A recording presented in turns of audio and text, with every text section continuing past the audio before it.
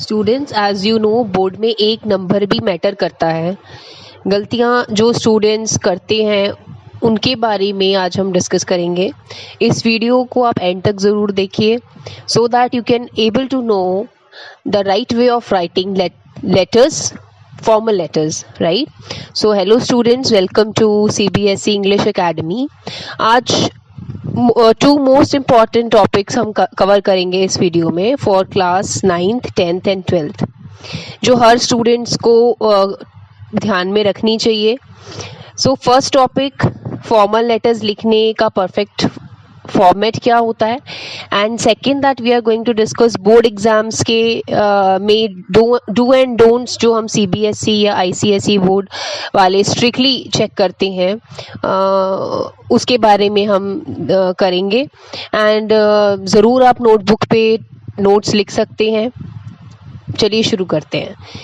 First of all, formal letters, letter to the editor, ये होते क्या हैं? अंडरस्टैंड दिस कि जो फॉर्मल लेटर राइटिंग है, लेटर टू द एडिटर है, ये बेसिकली होता क्या है और ये हम क्यों लिखते हैं?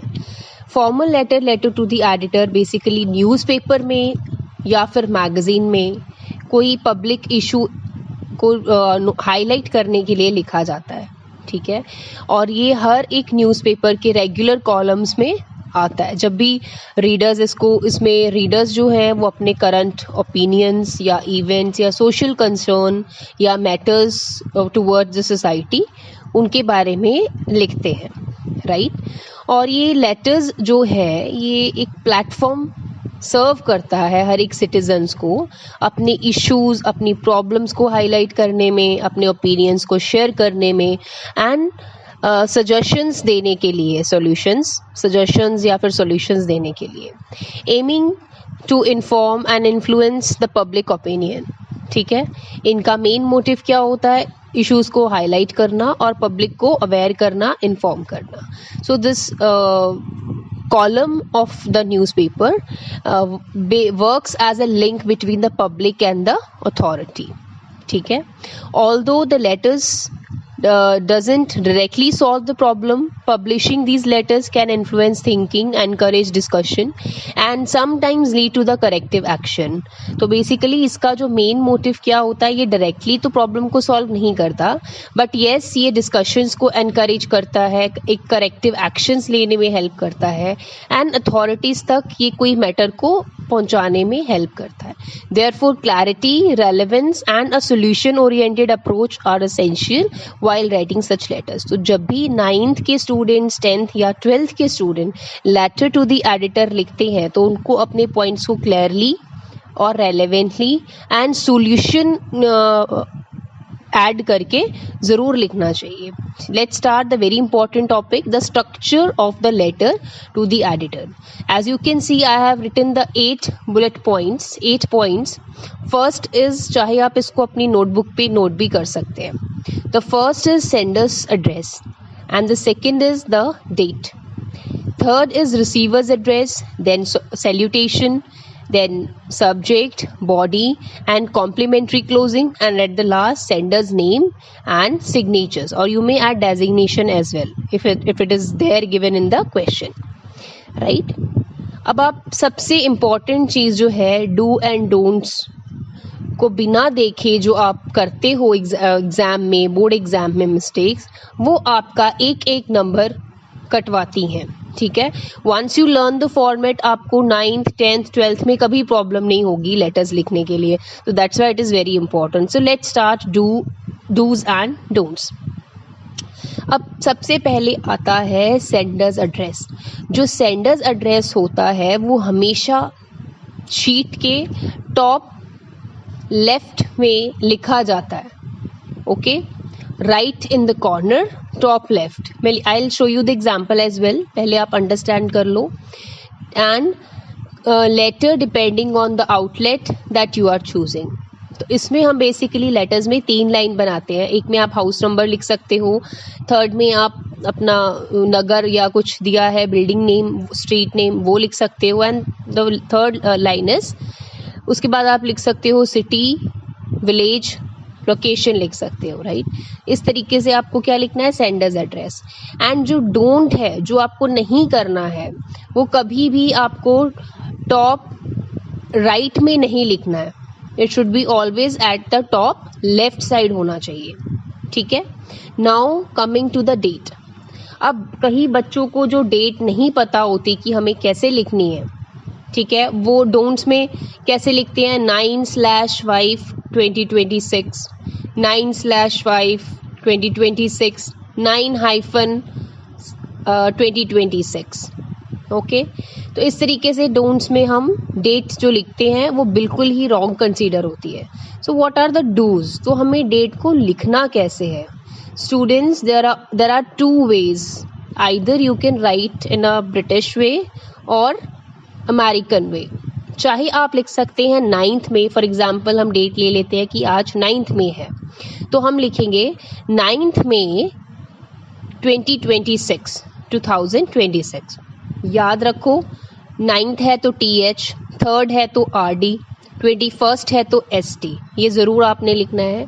और वेरी सिंपल वे आप लिख सकते हो 9th में 2026, ओके। एंड अमेरिकन वे में आप कैसे लिखते हो, पहले आप मंथ लिखते हो, then date, and then comma, then year, as I have given you the example here, May 9th, 2026, okay. अब नेक्स्ट देखो, receiver's address, which is very very important. ये बच्चों को बिल्कुल ही नहीं पता कि हमने रिसीवर्स एड्रेस लिखना कैसे है। जैसे हम अगर फॉर्मल लेटर्स में लेटर टू द एडिटर लिख रहे हैं, तो द एडिटर जाएगा सबसे पहले, डेट के बाद द एडिटर, ठीक है। और फिर उसके बाद name of the newspaper, the Hindustan times आप लिख सकते हो, द टाइम्स ऑफ इंडिया लिख सकते हो, या फिर आप लिख सकते हो the Tribune, then city, New Delhi, ठीक है। And what are the don'ts, जो आपको बिल्कुल ही बोर्ड एग्जाम में नहीं करना है। इससे आपकी नॉलेज रिफ्लेक्ट होती है कि बच्चे को बिल्कुल ही नॉलेज नहीं है। कई बार आप क्या करते हो, एड्रेस, रिसीवर्स एड्रेस लिखने में आप टू लिख देते हो, ठीक है। बेसिकली टू रॉन्ग नहीं होता है, बट ऑब्सोलेट है, आप कह सकते हो आउटडेटेड है आज के फॉर्मेट के अकॉर्डिंग, तो अवॉइड करो, टू ना लिखो। देन द एडिटर, जब आप द एडिटर लिखते हो तो मेक श्योर जो एडिटर की ई है या द में जो टी है, फर्स्ट इनिशियल लेटर जो है वो कैपिटल होना चाहिए। Similarly the Hindustan Times, H capital, T capital, New Delhi, N capital, D capital, ये आपको पॉइंट्स याद रखने हैं।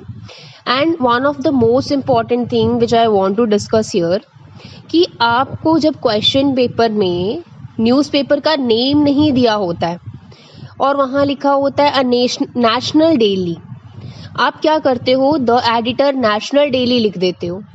माय स्टूडेंट्स, नेशनल डेली जो है वो न्यूज़पेपर का नेम नहीं है, आपको न्यूज़पेपर का नेम लिखना है। As I already told you, आप हिंदुस्तान टाइम्स लिख दो, द ट्रिब्यून लिख दो, टाइम्स ऑफ इंडिया लिख दो, बट प्लीज़ नेशनल डेली मत लिखो, वो एक्सट्रीमली रॉन्ग होता है, ये कोई नेम नहीं है न्यूज़पेपर का।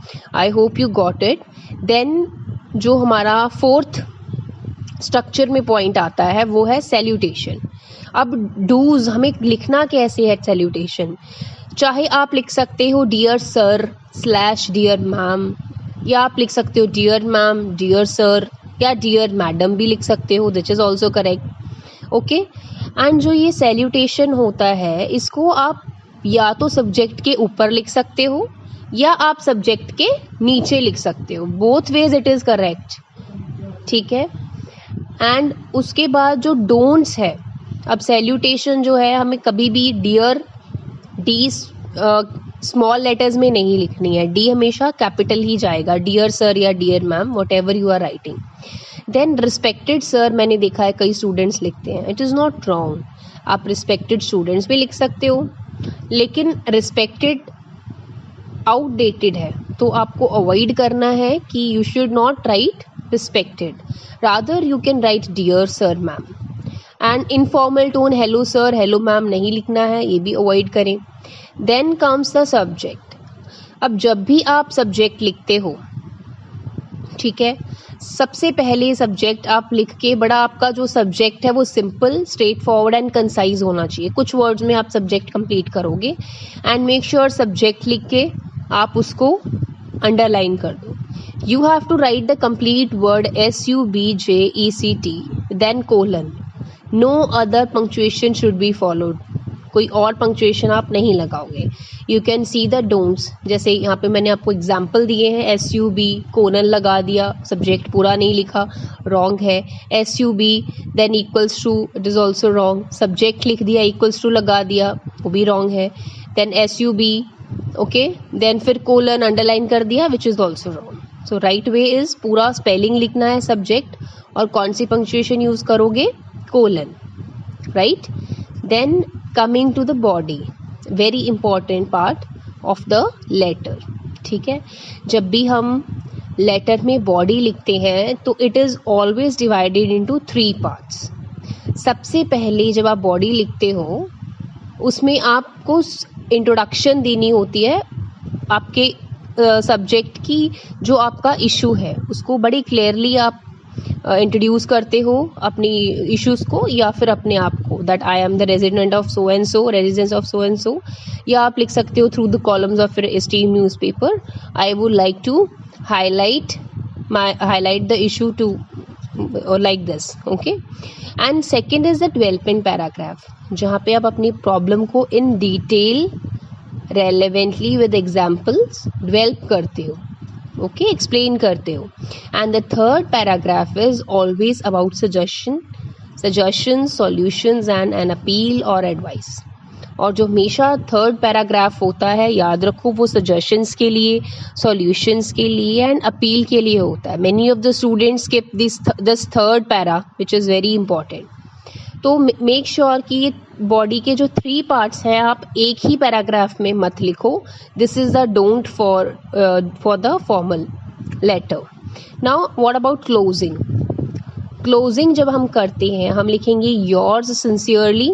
आप ट्रूली लिख सकते हो, योर्स सिंसियरली, ट्रूली, फेथफुली, ठीक है, as I have written here. But don'ts क्या हैं?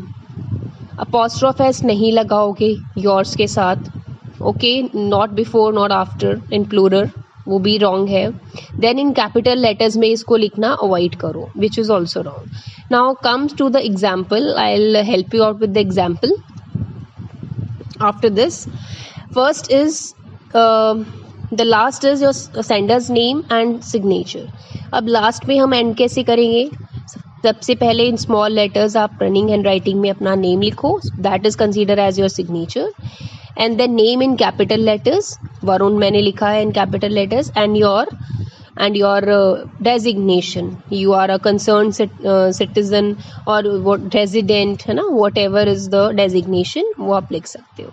Now with example I'll help you out to understand. जैसे मैंने top left में सबसे पहले क्या लिखा है? Sender's address 24 Green Park, Shanti Nagar, Jaipur. 3 lines में आप कोशिश करो 3 लाइन्स में लिखो. देन आती है date, as I have written 20 June 2026. फिर मैंने लिखा है the editor, Times of India, New Delhi, ठीक है. Then you can leave a line, then you can write dear sir, ma'am. Then you can leave a line, then you should write the subject underline करके, regarding reckless driving near school zone. Okay, and the first paragraph is about the introduction. As I have written here, I am Riyan Manotra as a resident living nearby the school and a regular reader of your esteemed newspaper, and I wish to express my concern over the increasing cases of reckless driving near school zones in our locality. This is the first paragraph. Okay, now see the developing paragraph. Every morning and afternoon, speeding vehicles, careless overtaking and unnecessary horning can be seen near the school gates. Such irresponsible behavior puts the safety of the students at serious risk. Despite traffic rules and warning signboards, many drivers continue to ignore speed limits and zebra crossing. This lacks of discipline creates fear among parents, teacher and children. देखो पहले मैंने highlight किया problem को, क्या problem है, then मैंने developing paragraph में वो अच्छे से एक्सप्लेन कर दिया. ठीक है. अब फर्स्ट जो पैराग्राफ है जहाँ लिखा है आई एम रियान मल्होत्रा, आप यहाँ पे ये भी लिख सकते हो through the columns of your esteem newspaper I would like to draw your kind attention towards right increasing cases of reckless driving near the school zones in our locality. This is also a correct way of starting the letter. Now see further. Next developing में हम क्या लिख रहे हैं, authorities should, ये हमारा developing के बाद का पैराग्राफ है which is considered as third paragraph. ठीक है. उसमें हम suggestions लिखेंगे. The authorities must take strict action increasing police presence near schools, installing speed breakers and imposing heavy fines on the rule breakers. Awareness camps should be conducted to encourage responsible driving. Road safety near schools must be treated as a top priority.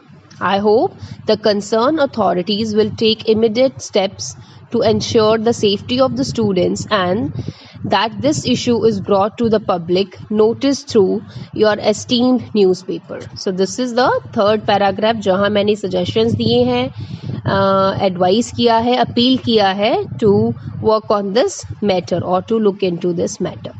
Now at the last you will see closing में मैंने क्या लिखा है, thank you yours truly, फिर in small letters name Rayan Malhotra, in capital that is name and in small it is signature, and last में मैंने लिख दिया है concerned student या फिर आप citizen लिख सकते हो. ठीक है. So this is what about this video. At the end, so students formal letters के format का आप स्क्रीनशॉट भी ले सकते हो. It will help you out in board exams. अगर वीडियो हेल्पफुल लगे तो आप लाइक कर सकते हो, subscribe and press the bell icon. Meet you in the next lecture. Till then bye bye.